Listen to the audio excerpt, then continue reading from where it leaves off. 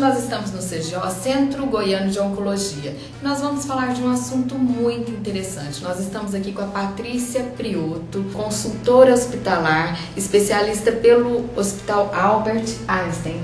Hoje nós vamos entrevistar um médico que vai nos dar algumas dicas. Vamos falar a respeito dele, Patrícia? Nós vamos entrevistar hoje o Dr. Omar Ali Abdallah. Ele é diretor técnico do CGO, Centro Goiano de Oncologia, a unidade setor aeroporto, onde é renomado, tem especializações na área. Agora inicia um mestrado também na área de oncologia e uma pessoa de renome realmente em Goiânia.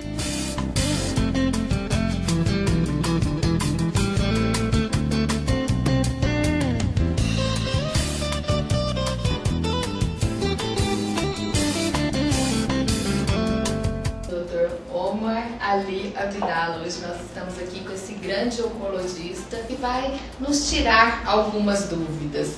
Existe hoje, Dr. Omar, uma incidência muito grande do câncer. Hoje parece que a gente escuta muito mais falar a respeito disso. Você tem razão. Apesar que a incidência de câncer não tenha aumentado, o que tem acontecido é que a longevidade, a sobrevida dos pacientes tem aumentado e o tempo em tratamento desses pacientes tem aumentado. Por outro lado, também o diagnóstico está sendo feito mais precocemente. Então nós diagnosticamos os cânceres mais precoces, tratamos por mais tempo e os pacientes vivem mais. Então eles se acumulam. E a ideia da população geral é bem isso que você falou. As pessoas me perguntam sempre: doutor Omar, a incidência de câncer aumentou porque tem muito mais paciente com câncer. Não aumentou. A incidência, números de casos novos por ano, por 100 mil habitantes, não. Aumentou o tempo de vida deles e o tempo de tratamento deles também aumentou. Como que desenvolve o câncer?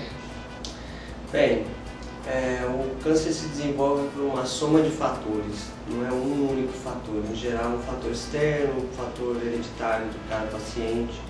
Mas um grupo de células começa a se dividir indiscriminadamente e por algum motivo, que em alguns tumores a gente sabe, em outros não, o sistema de defesa do organismo não reconhece aquelas células e permite que elas se desenvolvam cada vez mais e a doença vai se disseminando.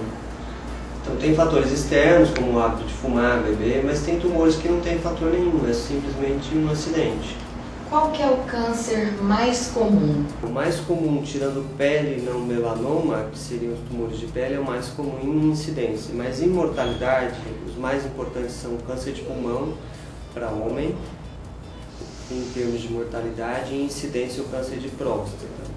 E para mulher o câncer de mama. Infelizmente no Brasil ainda algumas regiões têm o câncer de colo de útero, que é um tumor que está sendo, enfim, erradicado em outras partes do mundo, mas infelizmente no Brasil ainda tem bastante câncer de colo de útero. Nós podemos dizer que existem alguns fatores que aumentam a probabilidade de se ter o câncer? O principal de todos é o hábito de fumar, especialmente para câncer de pulmão, bexiga e até câncer de mama. Agora, o hábito de fumar combinado ao hábito de beber, ingestão alcoólica, aumenta demais o risco de câncer de boca, laringe, traqueia, principalmente nessa combinação, álcool e bebida juntos, ao mesmo tempo. A dieta rica em gorduras, mesmo que aumente o risco de doença cardiovascular, também aumenta o risco de alguns tipos de câncer, como câncer de mama, câncer de intestino. Então, os principais fatores são esses. Por que as pessoas têm câncer? Tá, essa é uma excelente pergunta. Todo mundo pergunta por que eu tive câncer, Depende. Eu vou dar dois exemplos. Um paciente masculino de 70 anos que fumou 40 anos e tem câncer de pulmão. Ele teve câncer de pulmão por causa do hábito de fumar. Ele fumou muitos anos, isso agrediu a mucosa brônquica dele anos e anos. E em um determinado momento a reação a essa agressão criou-se um câncer de pulmão. E uma mulher de 40 anos com câncer de mama. Bem, essa mulher ela não fez nada na vida por ter câncer, foi puramente um acidente do destino. Um acidente genético, vamos dizer assim. Em um determinado dia, um grupo de células da mama começou a se dividir indiscriminadamente, o organismo dela não soube reconhecer aquilo como uma doença e a doença se disseminou. Então, a mulher com câncer de mama, na maioria das vezes, ela não tem nenhuma responsabilidade sobre aquilo. Aquilo foi só um acidente. A vacina do colo de útero funciona? Funciona.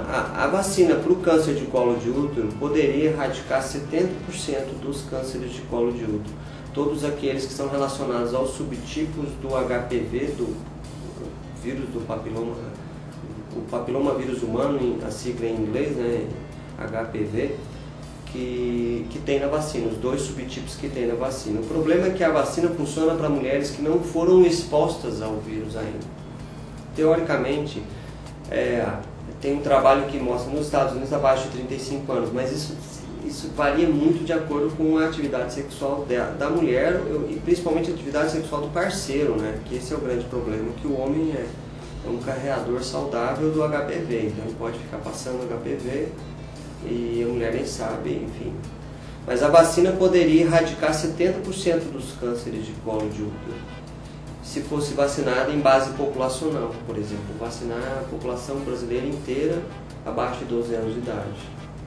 Mas para as mulheres acima de 30 anos, que já têm vida sexualmente ativa, elas deveriam testar, é possível testar, se foram expostas aos subtipos envolvidos na vacina, se elas forem negativas, elas devem ser vacinadas.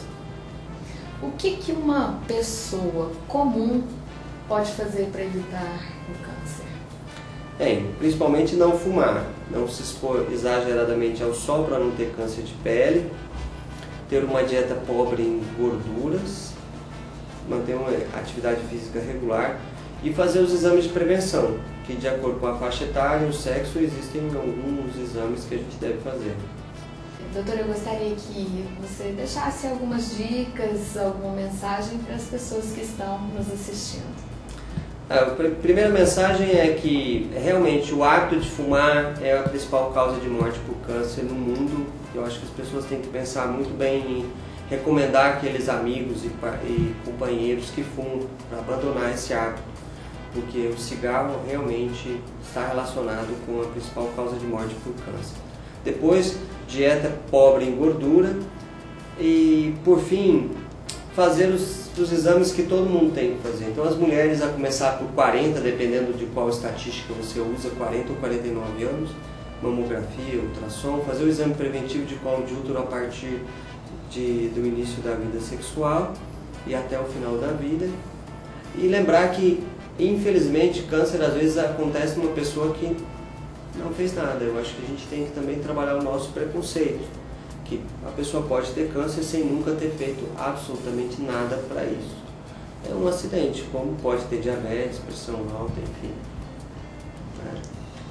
É o First Class Saúde dando as melhores dicas para vocês. Obrigada, Dr. Omar, pelos grandes esclarecimentos. Espero tê-lo em breve no First Class Saúde. Obrigado.